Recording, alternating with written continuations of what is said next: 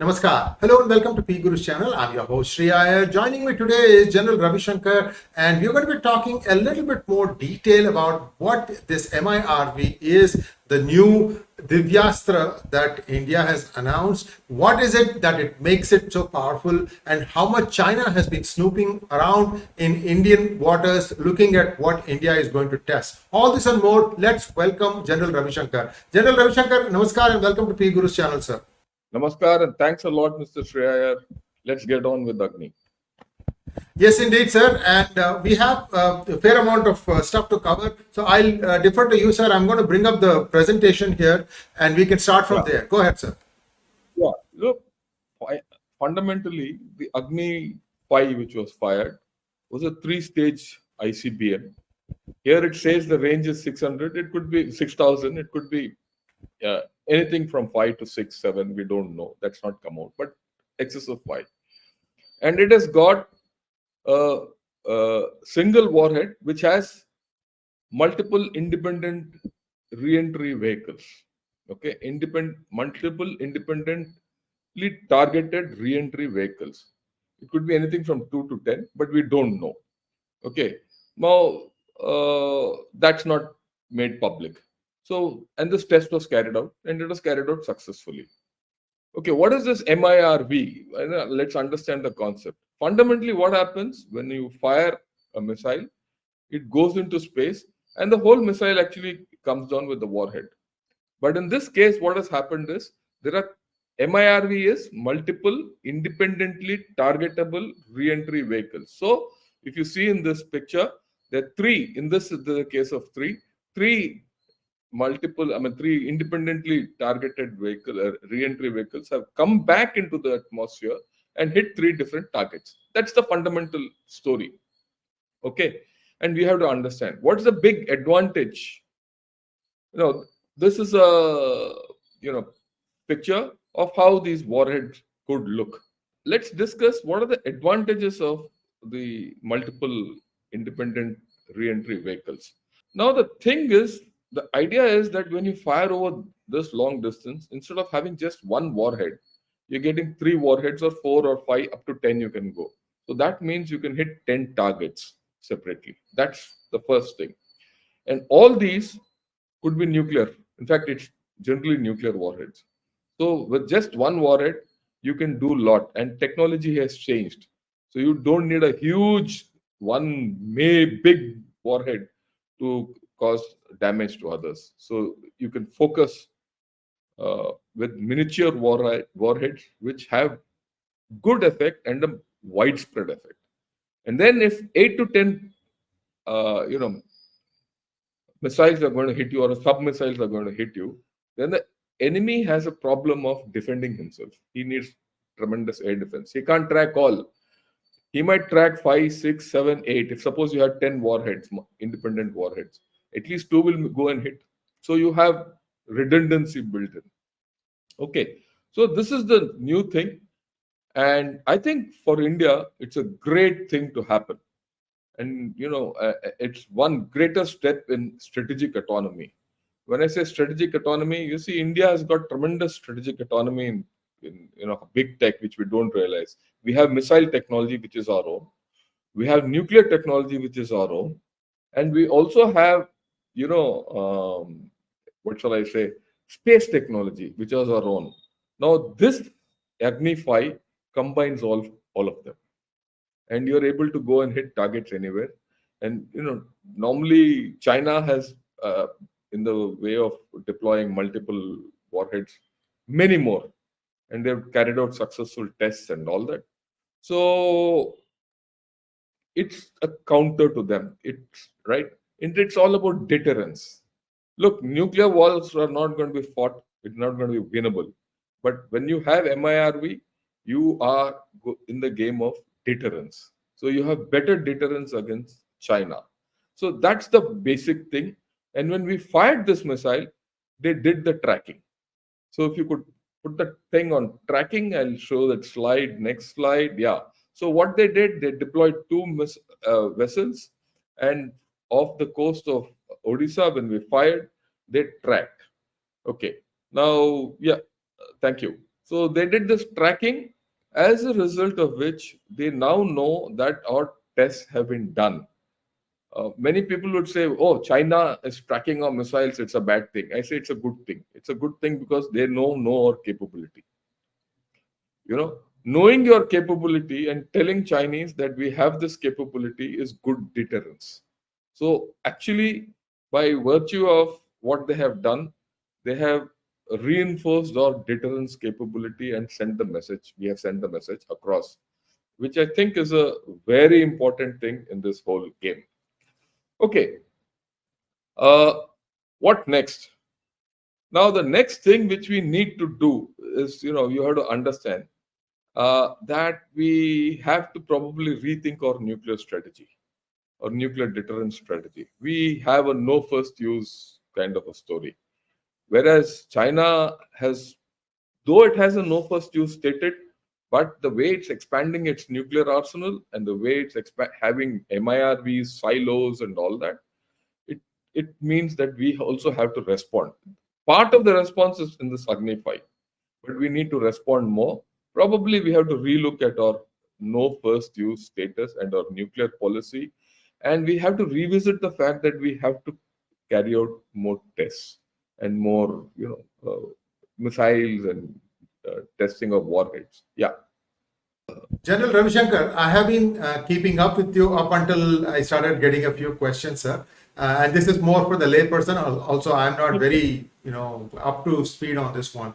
So, from what I have understood, you have a multi-stage missile which can separate at different offsets as it's going up. It cuts through the atmosphere and goes into space where it can travel great distances without expending a lot of energy. That's where the range comes in. And then it is capable of disengaging portions so that each of these portions could be a missile, could be nuclear head, and it can go and hit different targets on across a span of distance. So you said that the missile goes about 6,000 miles, 6,000 kilometers. Number is okay.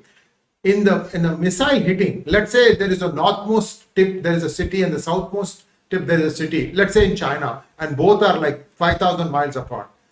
Will it be still able to do that far, or is there a limit to how far spread the missiles can be? No, you can't hit cities more than, say, the way I look at it, 5, 6, 700,000 kilometers, I think is doable. Not more than that, because once you have a miniaturized missile, that missile, doesn't have that kind of propulsion capability to be taken another 500, 400 kilometers away.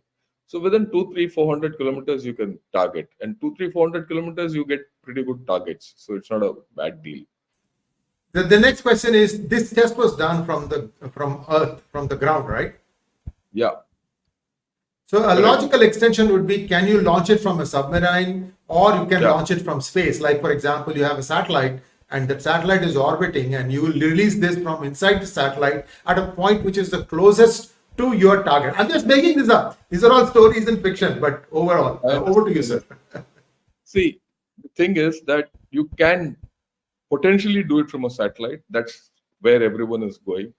But that's some time away, because I don't think anyone has deployed these dangerous in space as it. Okay. Potentially, the future, someone will do it. And if they do it, we might have to follow suit. That's a different story. But the important thing, what you said, is about firing it from a submarine. And for that, you need something called the triad capability. What is the triad capability? The triad capability is your ability to fire from land, which we already demonstrated. The next ability is to put it on an aircraft and fire it from there. And the third ability is to put it on a submarine and fire it. Right? What does it give you? With the aircraft, it gives you flexibility. You can't track that aircraft. You can fire that aircraft from within your own area, airborne. So it's right. You can also send it out and fire. For example, you can send it into the Bay of Bengal or wherever and fire and attack from a different direction. So that capability comes from the air, right? The third capability, which is probably the most critical capability, is the ability to fire off a submarine. Why submarine? Now that submarine, you can put this full. And if you have a nuclear submarine or air independent propulsion submarine, which is the next technology which I'm going to talk about, then you put the this missile on that, and he can go, just off the shore of China and stay underwater. Okay, and if China attacks us or something, you can do it from there. So then you have added the range. The moment you have the triad capability, then virtually you are at par. Okay, in nuclear parlance, it doesn't matter whether you fire 10 missiles or 2 missiles. One is good enough. Okay, to create the kind of and deterrence. The whole thing is deterrence. Like I said, nuclear wars are not winnable. It's all about deterrence. So you can do it. So that's the next stage. So, right, how do you take this missile and fit it onto a submarine, or you fit it onto a aircraft? Okay. Now, along with that, the next issue which we have to think of is, okay, you want to fit it on a submarine, so you need to have a submarine. So you need to improve your submarine technology and make your own, line of submarines, which we are doing. And with our own technology, whether the day like we made our own aircraft carrier, the day we can make our own nuclear sub will be the day. Okay, or a sub which has air independent propulsion. Air independent propulsion means it doesn't have to surface, it can go underwater for a longer duration. Okay, that's a technology. Then you are somewhere there. So these two technologies are something which we need to do. Now, as far as the missiles, firing underwater missiles or submarine missiles, we are already testing the K series of missiles, the Kalam series of missiles. That test is on, right? And so that combined with this MIRV, which you can fit on that once you have this technology, gives you a tremendous potential. I hope I've cleared your query. Now you can shoot any other. You did, sir. You did, sir. And I have more. I'm one of those guys who's greedy for information. Yeah, Now you got me. You got me thinking. If you look at some of the new series that are coming on, like Netflix and Amazon, there's a new type of a missile. General Ravi Shankar, this missile has its own dodging capability. You launch the missile in the midair. Let us say a counter is coming at it. That missile is itself capable of dodging that and still go on hone in on the target. So this is what I call as a smart missile, if you, for a lack of a better word. Now these also, so there is a huge problem here. In other words, once it is launched, it is going to find its target. Yeah. So it's a two-way thing, right? I mean, you can't take back these things, whichever way. How do you see that developing as a technology? I'm not talking about any one country particularly. Yeah. Well, look, that kind of technology demands a hell of a lot of intelligization or AI enabled missiles. That's far away. It's good in Netflix, but I don't think it is feasible in real life. That's going to take a long way. And then the problem is, you see, in all these systems, the issue is who takes the decision to fire. It's been 75 years since a nuclear bomb was fired at anyone, or a missile of this nature has been fired at anyone else. And if you're going to have a completely smart and intelligent and an autonomous missile, the problem is what do you do after you launch it? So it's got unintended consequences and widespread consequences. So I don't think that will come about. I don't think any political leader will take that kind of a risk.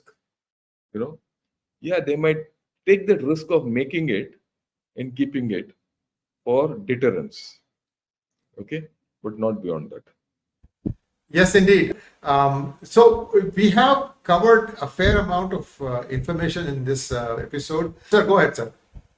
Yeah, one thing which I want to put across, since you made that mention of independence and all that, you have to understand what we have done in this Agni. Very important. You have miniaturized the missile. You now have the capability of having a re-entry through a miniaturized missile. Okay, this is a new capability. You already miniaturized your nukes that you did in the last test, 98, when we did the nuclear test. You did miniaturized nukes. So now you matured those and put them on a miniature missile. actually it gives you tremendous opportunities. You know, it's not necessary that you always fit this missile on a independent re-entry vehicle or use it. You can use it for other purposes also. So this technology which we have is very good, and then it makes way for making it intelligent. Okay, it's not necessarily autonomous, but making it intelligent. It's not necessary that you fire and then it goes on its own and it hits and all that. So you can make it intelligent enough to abort also. So you have a control to abort. It is not out of sequence what I'm saying. So all these are in the game. And what's most important, look, in this whole story, which I am telling you, is the convergence of technologies which we have demonstrated. You converge space, you converge your nuclear technology, and you converge missile technology, and you converge miniaturization.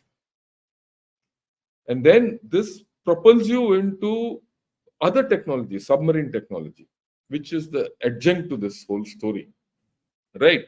So all this is a part of the game, and I think this Agni-5 is a major milestone in India's journey, because it gives a message to a lot of people, you know, that we are there, right? And I must, yeah, and I must thank you for giving this opportunity. And I must tell all our viewers, both whoever's on Ganashot or on P Gurus, look, Sree Iyer and I are going to do these talks like this. They might be fast, quick, small, short, it doesn't matter. We're going to do things which are important to the nation. And I would request all of you to get on to these joint sessions, either through P Gurus or Ganashot, and subscribe to both, because we're going to get offbeat, complex topics and simplify it and put it across to you. I made my point?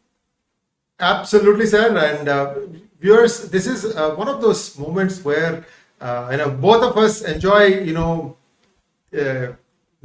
putting ideas across each other, and that comes out to be an excellent discussion. And I in my own half-baked knowledge way, I am the Watson to Doctor General Sherlock Holmes. I am the Dr. Watson to General Sherlock Holmes. And at the end of the day, you guys get enriched. Thank you once again, General Ravi Shankar. Namaskar. Namaskar.